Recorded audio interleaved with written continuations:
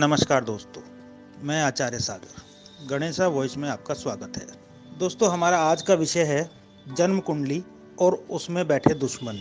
दोस्तों, आजकल एक प्रश्न प्रायः पूछा जाता है कि हमारे दुश्मन बहुत हैं, हम क्या करें। कोई सामने से वार करते हैं, कोई छुप के वार करते हैं। दुश्मनों का पता चलता नहीं है किस तरीके के दुश्मन हैं।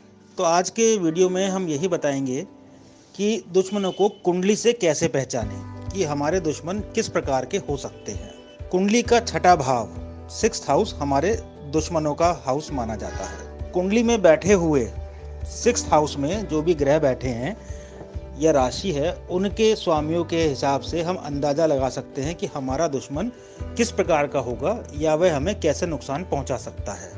कुंडली के 6th भाव में, छठे भाव में यदि सूर्य स्थित हो तो हमसे दुश्मनी करने वाला खुलेआम दुश्मनी नहीं करेगा। वह चोरी छिपे वार करेगा या गुप्त शत्रुओं में गिना जाएगा, क्योंकि सूर्य हमारे तेज को, प्रताप को, रोब को और दूसरे पर पड़ने वाले प्रभाव का सबसे बड़ा कारक होता है। सूर्य अगर 6th हाउस में होता है तो शत्रु किसी भी प्रकार का हो, वह हम पर हावी नहीं हो सकता है। यदि इसी भाव में, छठे भाव में चंद्रमा स्थित है तो जो शत्रु होंगे वो बहुत मामूली तरह के होंगे, छोटे मोटे शत्रु होंगे, जैसे कोई जुआरी हो गया, शराबी हो गया, किराएदार। छोटी मोटी हरकत के अलावा वह कुछ नहीं बिगाड़ पाएंगे। छोटे मोटे हरकतें वो हमेशा करते रहते हैं, लेकिन बिगाड़ कुछ नहीं सकते हैं।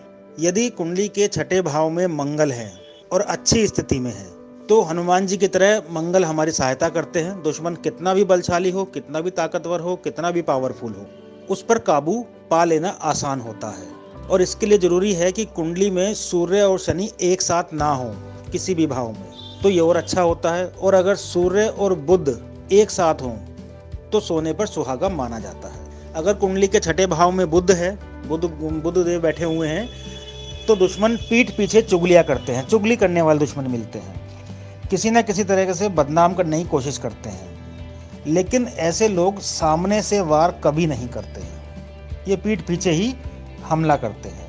यदि मंगल बुध को इस भाव में पीड़ित कर रहा है तो जिस व्यक्ति की वो कुंडली होगी, उसके जो पुराना समय है, जो उसका समय बीत चुका है, पुराने ज़माने के दोस्त ही उसके दुश्मन हो जाते हैं। और उनके जो भेद होते हैं, जिनके बारे में वो जानते हैं, राज होते हैं, उनको खोलकर ही उन्हें बदनाम करते हैं। कुंडली के छठे भाव में यदि गुरु स्थित हैं, बृहस्पति स्थित हैं, तो ऐसे लोगों के दुश्मन कम होते हैं या नहीं होते हैं, बहुत कम के मामला गिना जाता है।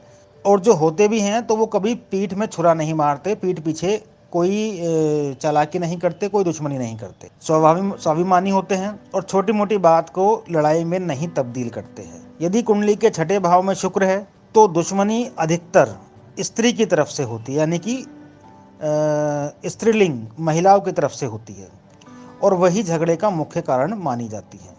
ऐसे शत्रु अगर कोई होते हैं तो उनका स्वभाव भी लगभग स्त्री के स्वभाव के बराबर ही होता है, जो कि एक दूसरे से ईर्ष्या रखते हैं, चुगली करते हैं और अपनी चाल में कुछ हद तक कामयाब भी हो सकते हैं। यदि इस भाव में, इस घर में, यानी कुंडली के छठे भाव में शनि उच्च का हो या अपनी ही राशि का हो, जैसे मकर में हो या कुंभ में हो, तो ऐसे जातक के शत्रु नहीं होते हैं। और यदि हो भी जाएं तो जातक अपनी वाक्पटुता से, अपनी चालाकी से, अपनी बुद्धि से उन पर विजय प्राप्त करता है, और ऐसा जातक अपने शत्रुओं से भी सम्मान प्राप्त करता है। तो दोस्तों, ये आज के वीडियो में हमने आपको बताया कि कुंडली में हम अपने दुश्मनों की पहचान कैसे करें, कि किस प्रकार के दुश्मन हमारे हो सकते हैं। इस वीडियो को लाइक करें, सब्सक्राइब करें और बेल आइकन को दबाएं, बेल बटन को दबाएं, जिससे गणेशा वॉइस की जो आने वाली वीडियो हैं उनकी सूचनाएं आपको मिलती रहें। धन्यवाद।